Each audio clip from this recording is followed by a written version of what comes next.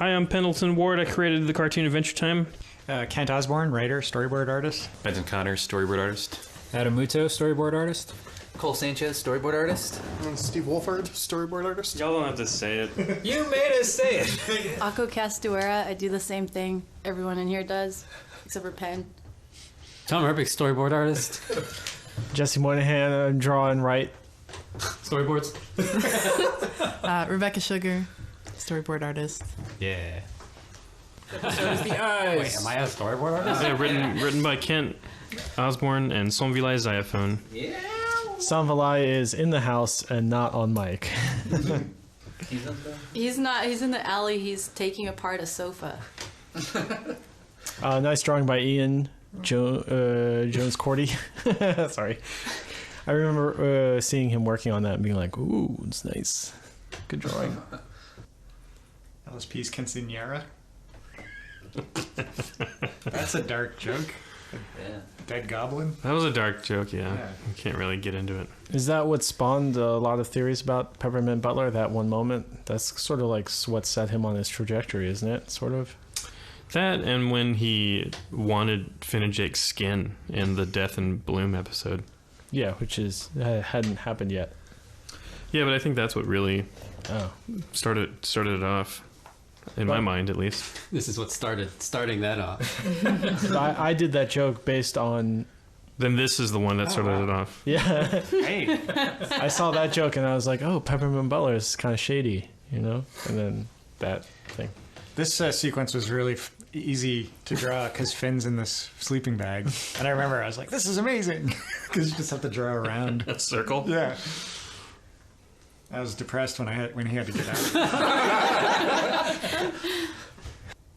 Yeah, and this season I was cleaning up my own thumbnails, which is I'm not, I never went to art school, and I was really intimidated. And all these shots are just I just was going through first season and pulling shots that had already been drawn and just.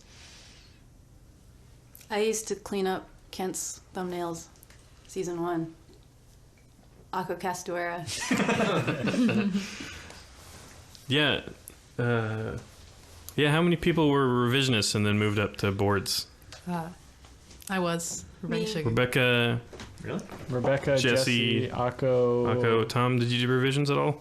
No, it was controversial. We did a ton but of you Big did City. that. Yeah. That was sort of technically boarding. I got board credit for it, so I'm calling boarding. I was never technically a revisionist. Technically. And Cole, you were a revisionist on the first season, right? A little bit? Did you do some? Yeah. Before I came on to do boards, I worked a little bit on first season. And Sanvalai was a revisionist on first season. Yeah. Everyone's done a lot of different jobs. Tom was a character designer. Sonvilai was actually a character designer for a little while. One episode, I believe. He did revisions. Season 1, 2? Yeah.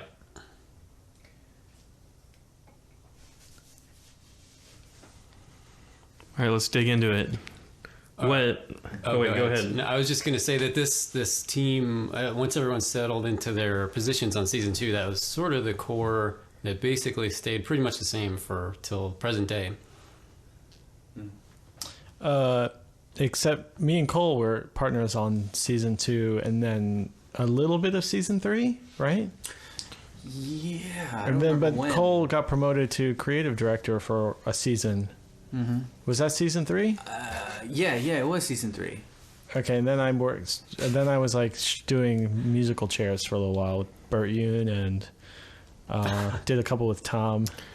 Hey, what's it like being board partners? Like having that relationship? I remember in the beginning, Jesse, you were wigged out that because you were used to working alone, and now you had to like be really vocal with a buddy in a room about all of your ideas.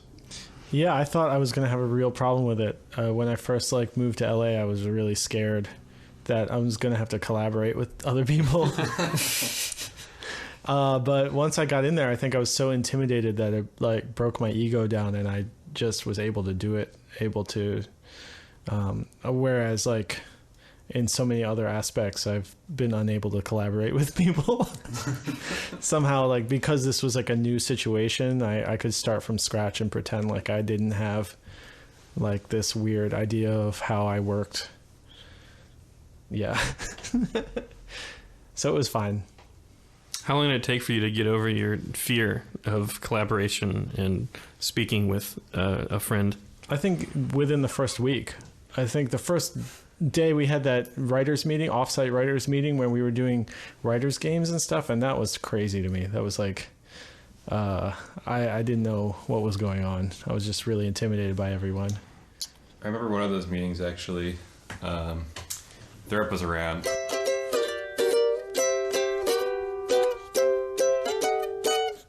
And we had like a brunch thing happening, and he like, we sat down, we were coming up with ideas. I remember you had a question. You were like, "Oh, do I have to do it in 3 acts or something like that?" Like they were like, "Oh, like read one of your ideas," and you're like, "Does it have to be really fleshed out or whatever?" So Yeah, I was like sweating bullets, like, because I was like, every idea I have to come up with right now has to be prove that I am worthy of working on this show or whatever. Like that was worth hiring me.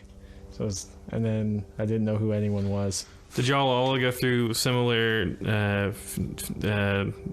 horrifying fear things when you all first started, everybody?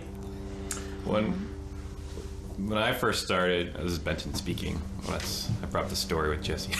When I first started on Flapjack, and I was working with Mike Roth, his demeanor was, he's very rough around the edges, but it turned out, oh, this guy's really nice, like he's really cool.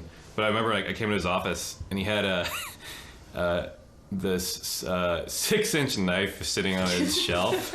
It's gonna cut so bad. And he's a big football fan, so it has favorite football team insignia on it.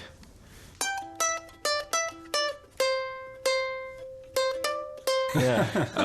His favorite football insignia was on this particular blade. And that particular team actually won the Super Bowl the night before I started working. And I was like, thank goodness that they won.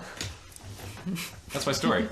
So When I started. So that he didn't stab you? Get to the part where he stabs you. 6-inch knife. Exactly. I was afraid. It was my first day on the job. I was just like, oh man, what do I do, My first day partnered with Mike Rath. He told me.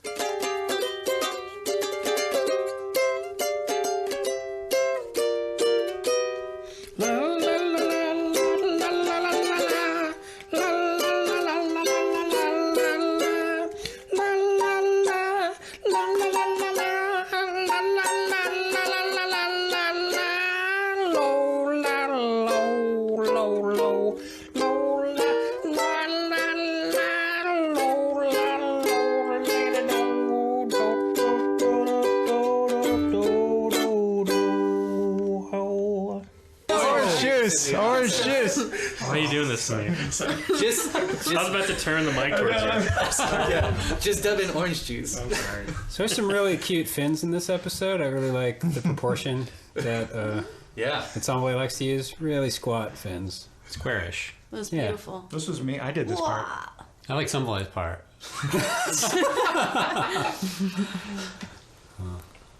I like that Kent likes to draw the sideways cheek mouth pose. I like the one lip pushed out Kent lip. I adopted that after I worked with him on Flapjack. I like the parentheses around the eyes that Kent does. Kent eyes, I call them. That's amazing. I remember not being intimidated when I started, and then I was intimidated at the end of second season because everybody was so good, and I was like, oh jeez. So everyone went from scared and intimidated to like what? How would you describe Tom? I wasn't scared or intimidated. But since you ask, I was super cocky, and it was a little easy to start with. And then it got harder as I became aware of my limitations gradually.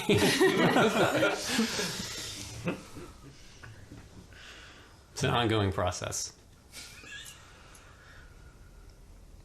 What is? Becoming aware of my limitations. My Well,